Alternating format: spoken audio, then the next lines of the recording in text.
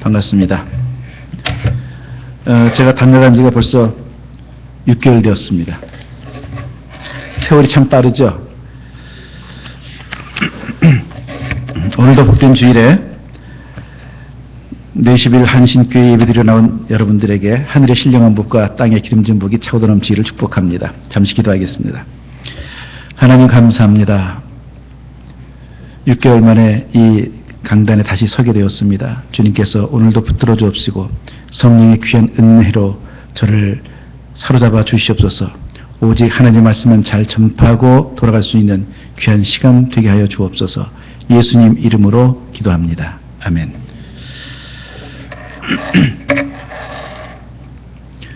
냉장고든지 자동차든지 전자제품을 사면 사용 설명서가 따라옵니다. 사용 설명서가 간단한 것일수록 제품이 어떤 거예요? 간단한 거죠. 사용 설명서가 두꺼우면 두꺼울수록 제품은 값비싸다고 하는 것을 얘기하고 있습니다. 여러분 드라이버나 톱에 사용 설명서 붙어 있습니까? 없어요. 그냥 보이는 대로 그냥 쓰면 됩니다. 간단해요. 근데 냉장고 사용 설명서는 한국에서 있을 때 보니까 제법 두툼하더라고요. 그러니까 좀 복잡한 기계인가 봐요. 자동차 사용 설명서는 어떻습니까? 책 한 권이에요. 책 한 권. 제법 두껍습니다. 그래서 자동차 정비를 전문으로 하고 수십 년을 한다고 해도 모든 차의 사용법을 다 알 수가 없습니다. 그럴 때는 사용 설명서를 봐야만 합니다.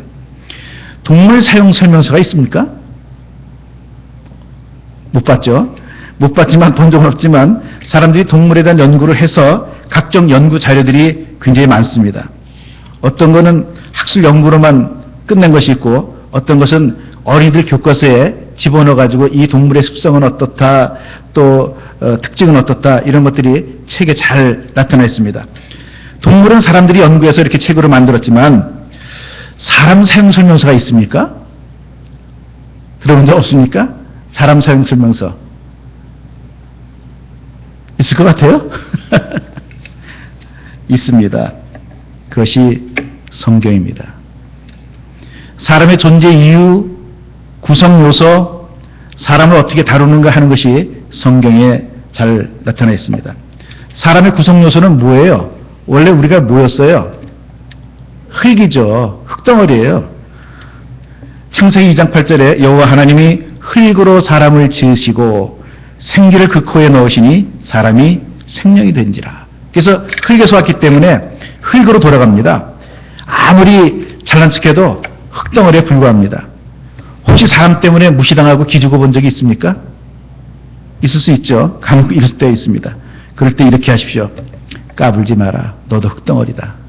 한번 옆에 사람하고 한번 얘기해보세요. 복습하는 겁니다. 까불지 마라. 너도 흙덩어리다.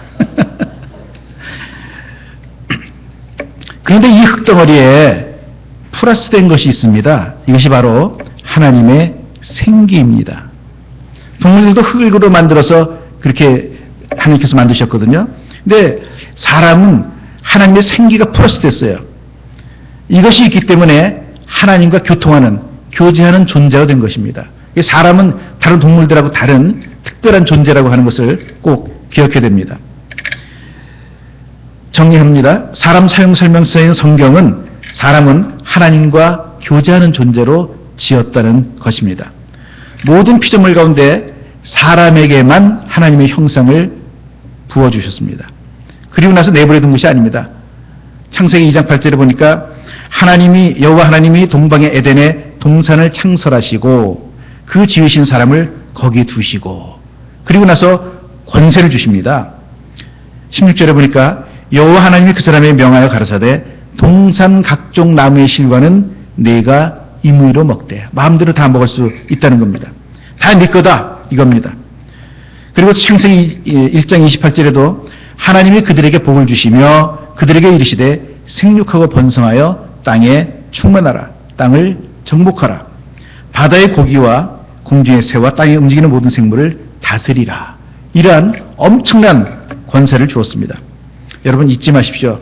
인간은 하나님과 교제하며 동행하는 존재라는 것입니다. 어떤 때는 하나님 없이도 잘 살 수 있죠. 잘 나갈 수 있습니다. 그러나 그것은 잠깐 동안일 뿐입니다. 우리 사촌매형 한 분이 참 잘 나갔었어요. 막 뭐 빌딩 같은 데도 막 살고 말이죠. 잘 나갔었는데 어느 날 쫑딱 망했더라고요. 왜냐면 하나님 없이 살았거든요, 그분은. 그래서 잘 나갈 수는 있으나 그러나 영원히 잘 나갈 수는 없다. 뿌리 없는 꽃과 같다 하는 것을 우리는 기억해야 됩니다. 우리에게는 예수님과의 친밀한 교제가 필요합니다. 하나님과 친밀하고 풍성한 인격적 교제를 나눌 수 있는 세 가지 방법이 있습니다. 이것을 릭 워렌 목사는 3T라고 얘기했습니다. 세 가지 T자가 처음에 나오는 건데 첫 번째 T는 타임입니다. 타임. 누군가를 알기 위해서는 시간이 필요해요. 그냥 한 번에 딱 봐가지고 그 사람 모릅니다. 어떤 사람은 처음엔 괜찮았는데 날이 갈수록 별로인 사람이 있고 어떤 사람은 처음엔 별 볼 일 없었는데 만날수록 이 사람 괜찮네 하는 사람이 있기 때문에 시간이 필요해요. 그래서 하나님과의 관계도 마찬가지입니다. 5년 전, 10년 전, 20년 전 그럴 때보다 지금 더욱 예수님을 잘 알고 있어야 됩니다. 알면 알수록 이런 고백이 나와요. 우리 한번 찬양 같이 한번 부를 텐데 제가 좋아하는 찬양이기도 하지만 우리 한번 이 찬양을 고백해 보십시다.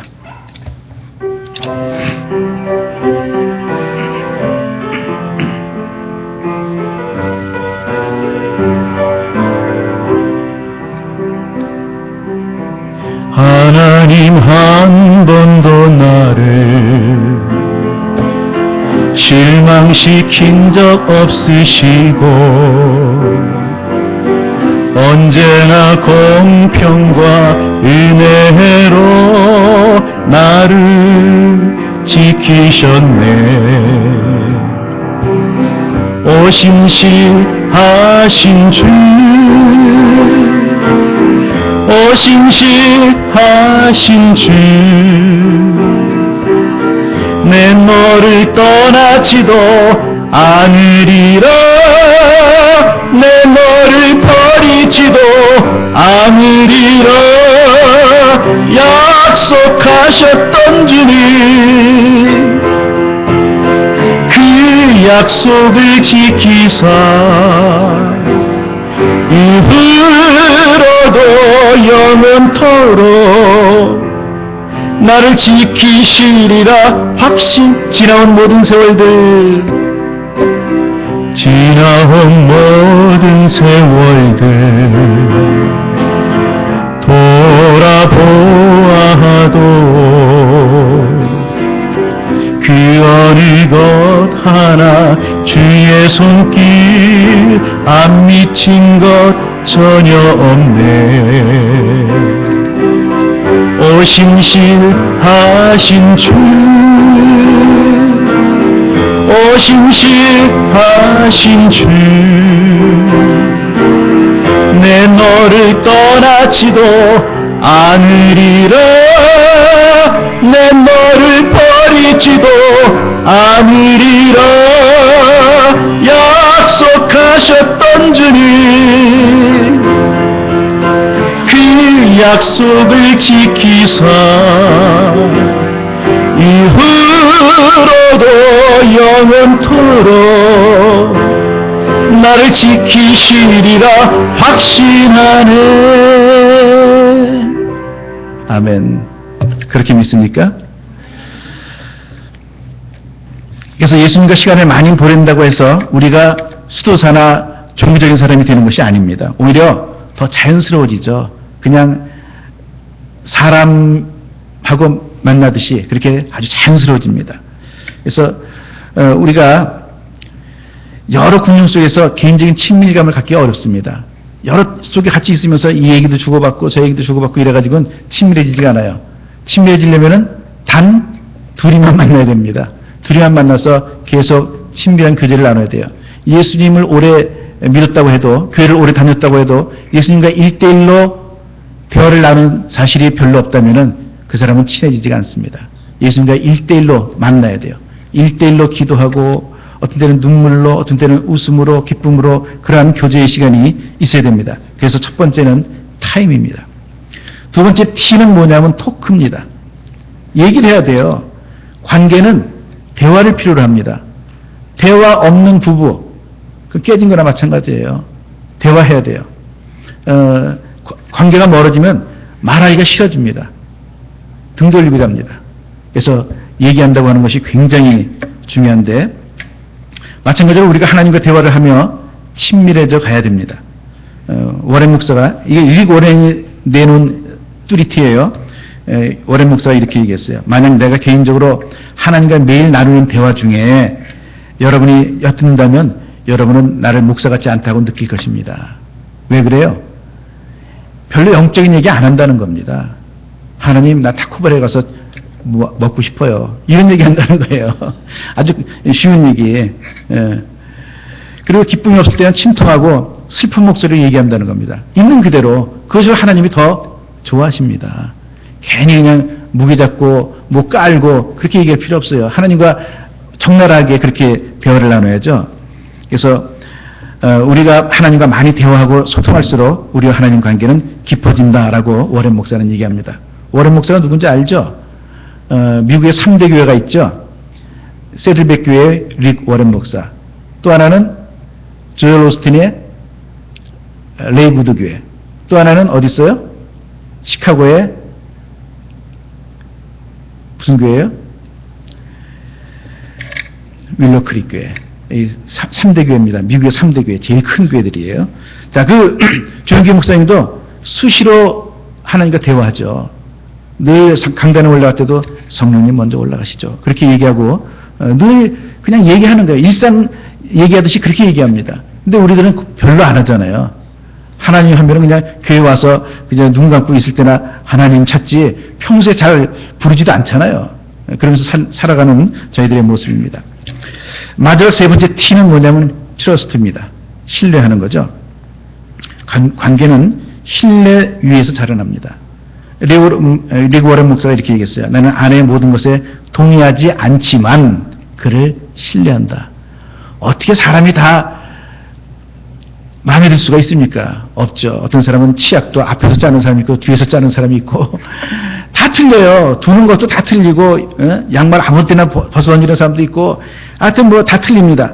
그런데 신뢰한다는 겁니다. 이게 중요하죠. 신뢰한다는 거. 그래서 관계가 깊어질수록 여러 가지 규칙 같은 거 세워놨다 할지라도 그거 다 무의미해집니다. 그래서 우리가 하나님하고 살면서도 하나님을 신뢰하는 방법을 배우길 원하신다면 많은 문제들을 우리 삶 속에 허락하십니다. 문제가 많지만 그래도 그것을 이제 우리는 신뢰해야 돼요. 하나님 앞에서 이제 여러 가지 어려운 일을 만나도 하나님은 나를 도우실 분이기 때문에, 나를 축복하실 분이기 때문에 이 어려운 과정도 금방 지나간다. 그렇게 믿는 것이 신뢰입니다. 근데 많은 사람들이 잘 나갈 때는 괜찮아요. 근데 어려움만 만나면 하나님 계신 거 맞아? 이런 사람들이 있어요. 하나님 계신 거 맞습니다. 어려움이 와도 하나님은 역시 내 하나님 아버지십니다. 나를 사랑하시는 아버지십니다. 그래서 리그 워렌 목사는 이렇게 얘기했어요. 내 인생 최고의 꿈은 교회 성장이나 천국의 상급, 그리고 사람들을 예수님 편으로 끌어들이는 것이 아니라 내가 예수님을 아는 것이다. 예수님을 아는 것, 이게 굉장히 중요합니다. 조용필이 1983년에 비련이라고 하는 노래를 발표했습니다. 어떻게 시작되는지 모르죠. 기도하는, 이렇게 시작하는 거예요. 기도하는 이게 딱 나오면 관객들이 어떻게 돼요? 야! 오빠! 하고 난리가 납니다. 자, 그걸 팬이라 그래요. 팬이라 그러는데 이 팬들은 그냥 팬일 뿐이에요. 어려운 일 만나면 그거 안 됐네, 조용필 안 됐네 이러고 말 사람들이 팬입니다. 그러나 제자가 되면 틀리죠. 제자가 되면 틀려요. 그래서 예수님과의 깊은 관계를 위해서는 우리가 팬이 아니라 제자가 되어야 됩니다. 성경에 보면은 팬에서 이제 그 제자로 바뀐 니고데모라고 하는 사람이 있어요. 요한복음 3장에 나오죠. 니고데모가 밤중에 예수님을 찾아왔습니다. 그래서 여러 가지 얘기를 합니다. 여러 가지 얘기를 하는데 예수님께서 사람이 거듭나지 않으면 하나님 나라를 볼 수 없느니라 이런 얘기를 합니다. 그리고 하여튼 뭐 그 밤에 무수히 많은 얘기를 했습니다. 근데 성경에는 이제 참 필요한 얘기만 딱 집어넣어서 그런데 근데 이 니고데모가 말이죠. 요한복음 7장 한번 보실까요? 요한복음 7장. 제자화되어서 바뀐 내용이 나오는데 요한복음 7장 45절로 보면은 이렇게 써 있어요. 아랫사람들이 대제사장들과 바리새인들에게로 오니 그들이 묻되 어찌하여 잡아오지 아니하였느냐. 아랫사람들이 대답하되 그 사람이 말하는 것처럼 말하는 사람은 이때까지 없었나이다 하니 바리새인들이 대답하되 너희도 미혹되었느냐. 당국자들이나 바리새인 중에 그를 믿는 자가 있느냐. 율법을 알지 못하는 이 무리는 저주를 받은 자로다. 그 중에 한 사람 곧 전에 예수께 왔던 니고데모가 그들에게 말하되 우리 율법은 사람의 말을 듣고 그 행한 것을 알기 전에 심판하느냐. 그들이 대답하여 이르되 너도 갈릴리에서 왔느냐. 이렇게 얘기할 정도로 예수님은 뭐 하는 거예요? 두둔하는 거예요. 예수님을 두둔하는 거예요. 그리고 또 한 장면 나타나죠. 요한복음 19장 보면은 이제 예수님을 장사 지내고 나서 그 이후의 사건인데 이런 얘기가 나옵니다. 19장 39절로 갑니다.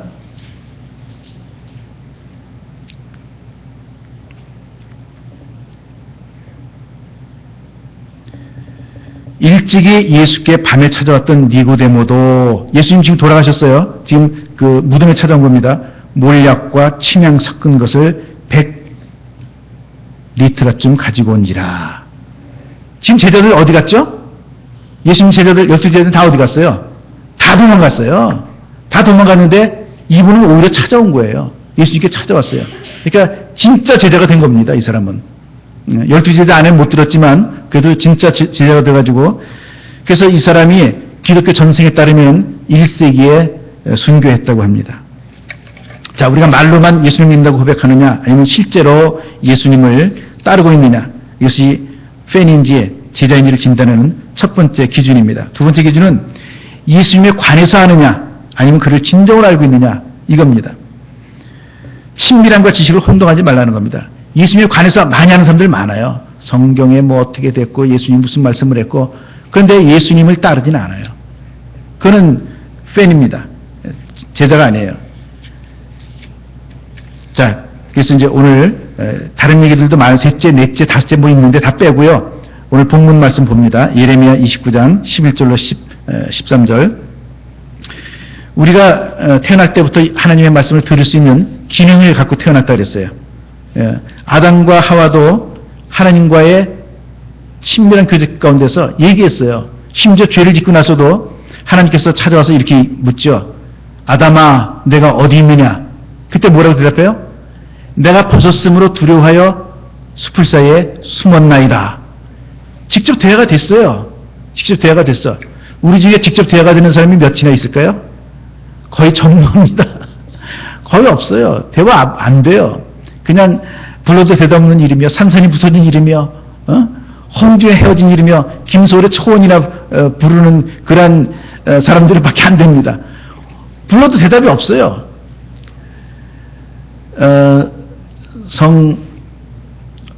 누구야? 프란시스 같은 사람도 대화를 했습니다. 그 사람은 아주 뭐 새나 물고기나 이런 동물들하고도 대화를 했어요. 실제로 대화하고 새를 부르면 왔고 그렇게 실제로 대화했던 사람이 있습니다. 근데 우리는 그걸 잃어버렸어요. 잃어버리고 삽니다. 지금도 사실은 우리 중에 몇 사람은 대화하는 사람이 있습니다. 많지는 않지만 그런 사람들이 있어서 하나님의 음성을 듣습니다. 요한복음 10장 27절에도 내 양은 내 음성을 들으며 나는 저희를 알며 저희는 나를 따르느니라 이렇게 얘기하고 있습니다. 우리가 전심으로 찾아야 됩니다. 그럴 때 만나주시는데, 자, 우리가 예레미야를 우리가 봤는데 예레미야의 주 내용은 뭐냐면 심판과 회복입니다. 그래서 예레미야는 유다 왕국의 멸망기에 그렇게 사역했던 선지자입니다. 그래서 그 예레미야서에 보면 안다라고 하는 말이 자그마치 73회나 나옵니다. 안다. 심판에 대한 얘기가 나오기 때문에 칼이라고 하는 말도 71번 등장합니다. 모든 사람이 하나님을 알아야 된다는 거죠. 알아야 돼요. 그래서 호세아서 6장 3절에도 우리가 여호와를 알자, 힘써 여호와를 알자. 여호와를 알아야 돼요. 근데 여호와를 알기를 별로 원하지 않아요.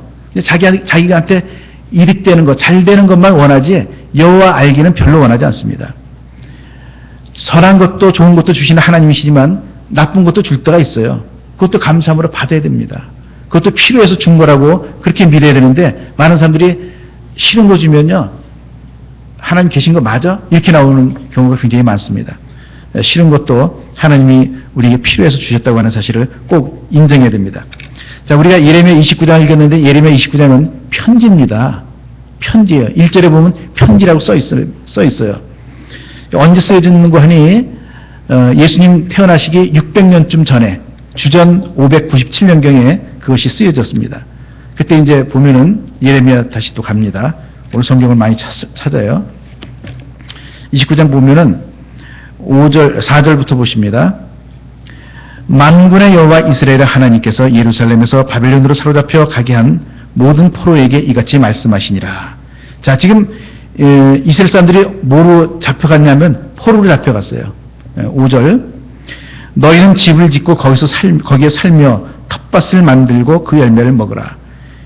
이렇게 거기 바벨론에 가서 살고 결혼도 하고 텃밭도 만들어서 살라는 겁니다. 이러면서 몇 년을 보내게 하는 거니 자그마치 70년을 보내게 합니다. 70년 동안 그곳에 사는 거예요. 거기서 이제 아내를 취하여서 자녀들을 낳고 그들의 자녀들을 결혼시키고 또 자녀를 낳게 하고 그래서 그들의 자손이 거기서 번성할 수 있도록 수적으로 감소하지 않게 하라고 이렇게 말씀하십니다. 그리고 성읍들에 대해서 평안하도록 기도하라는 거예요. 지금 남의 나라잖아요. 남의 나라지만 그 성읍들이 평안하도록 기도하라는 거예요. 왜 그런 거 하니 디모데서에서도 디모데전서 2장 1절로부터 2절에 보니까 사도 바울이 디모데에게 이렇게 얘기해요. 모든 사람을 위하여 간구와 기도와 도구와 감사를 하되 임금들과 높은 지위에 있는 모든 사람을 위하여 하라. 이는 우리가 모든 경건과 단정한 중에 고요하고 평안한 생활을 하게 됨이니라. 그러니까 위정자를 위해서 높은 사람을 위해서도 기도하라는 거예요. 뭐 어떤 사람들은 보면은 뽑아놓고 뭐 못한다고 막 뭐 흔들고 이런 사람들이 많은데 그러지 말고 계속 기도하라는 겁니다. 그들이 잘 돼야 그들이 평안해야 우리도 평안합니다. 하여튼 그 다음에 이제 8절로 9절을 봅니다. 만군의 여호와 이스라엘의 하나님께서 이와 같이 말씀하시니라. 너희 중에 있는 선지자들에게와 점쟁이에게 미혹되지 말며 너희가 꿈도 고지 듣고 믿지 말라. 내가 그들을 보내지 아니하였어도 그들이 내 이름으로 거짓을 예언함이라. 여호와의 말씀이라. 두 번째로 뭘 조심해야 되는 거니? 거짓 선지자들을 조심하라는 겁니다. 지금도 거짓 선지자들이 얼마나 많아요. 근데 거기에 미혹돼가지고 많이 갑니다. 그건 누구의 신천지 이만이라고 하는 사람한테도 얼마나 많이 가 있습니까? 허구적인 얘기인데도 미혹돼서 가는 거예요. 그러니까 미혹받는 사람들이 굉장히 많다는 얘기입니다. 그 이단들에 대한 그 얘기 들어보면 저는 몇 개만 봐도 이게 벌써 성경하고 틀린데 하고 금방 찾아낼 수 있는 것들을 못 찾아내고 그냥 거기에 빠지는 거예요. 그러니까 미혹된 영에 사로잡히면은 미혹됩니다. 통일교에 빠진 사람 중에서도 서울대 교수들이 엄청 많습니다. 못 찾아내는 거예요. 못 찾아내니까 빠지는 거예요. 그래서 우리가 이런 것들을 또 조심해야 되는데, 그 다음에 이제 오늘 읽었던 오늘 본문의 말씀입니다. 11절, 10절부터 있습니다. 여호와께서 이같이 말씀하시니라. 바벨론에서 몇 년이? 70년이 차면 내가 너희를 돌보고 나의 선한 말을 너희에게 성취하여 너희를 이곳으로 돌아오게 할지라. 다시 이제 돌아오게 한다는 겁니다. 여호와의 말씀이니라. 너희를 향한 나의 생각은 내가 안 하니 평안이요 재앙이 아니니라. 얼마나 좋은 말씀입니까? 너희를 향한 나의 생각을 내가 안 하니 평안이요 재앙이 아니니라. 너희에게 미래와 희망을 주는 것이니라. 너희가 내게 부르짖으며 내게 와서 기도하면 내가 너희들의 기도를 어떻게 한대요? 들을 것이요. 너희가 온 마음으로 나를 구하면 나를 찾을 것이요 나를 만나리라. 이것이 여호와의 말씀이니라. 자, 하나님은 우리 백성들이 재앙이 아니라 평강받기를 원하십니다. 저는 예수 믿고 나서 가장 큰 복을 얻었다고 할 만한 것이 무엇이냐면, 저는 제가 제일 좋아하는 성경 구절이 빌립보서 2장 5절이거든요. 너희 안에 이 마음을 품으라. 곧 그리스도 예수의 마음이니. 그 말씀을 가슴속에 품고, 야, 이 마음을 닮아가야 되겠다. 이 마음이 내 마음이 돼야 되겠다. 이러한 마음으로 살아가다 보니까 점점 닮은 구석이 나타나더라고요. 오랜 세월 제가 예수 믿은 지가 몇십 년 됐네요 벌써. 저는 늦게 믿었어요. 군대 갔다 와서부터 믿었는데 늦게 믿었는데 그 믿으면서 계속 그런 생각을 하면서 살아오니까 변하게 되더라고요. 제가 목사가 처음 됐을 때도 사람들이 저를 볼 때 우리 대전에서 목회했는데 대전에서 그 지하에서 이제 서울로 공부하러 가려고 이제 나오면 그 3층 살던 전도사님이 있었어요. 전도사님이 이렇게 내려보면서 야 저기 검사 이태원 목사 간다. 까만 양복을 입고 지금 까만 양복 입었지만 까만 양복 입고 가방 하나 들고 그렇게 나가는 모습이 꼭 검사같이 보이고 또 별로 웃지도 않고 그때는 웃지도 않았어요. 그때는 웃지도 않았지 뭐 그러니까 더군다나 또 그때는 뭘 공부하러 다녔는가 하니 원세호 목사라고 하는 분한테 성경을 7년을 배웠는데 그분이 무슨 책을 주로 쓴 분이냐면 이단들에 대해서 쓰는 겁니다. 그래서 이단들에 대해서는 굉장히 정통한 분이시기 때문에 이단들을 파헤치려면 어떻게 해야 돼요? 날카로워야죠. 성경이 박식해야 되고 날카로워야 됩니다. 그분한테 7년을 배웠어요. 그러니 얼마나 제가 거기 사상에 젖어들었겠습니까? 그러니 나도 날카롭고 비판적인 사람이 될 수밖에 없어요. 그렇게 이제 보냈기 때문에 검사같이 보인 겁니다. 그런데 그 모습에서 바뀌기로 작정을 했어요. 성령의 9가지 은사가 있고 성령의 9가지 열매가 있습니다. 그죠? 은사에는 뭐 통변도 있고 방언도 있고 뭐 치유도 있고 뭐 여러 가지 있습니다. 근데 이제 그 열매는 뭐가 있어요? 희락과 화평과 뭐 이런 게 있잖아요. 그죠?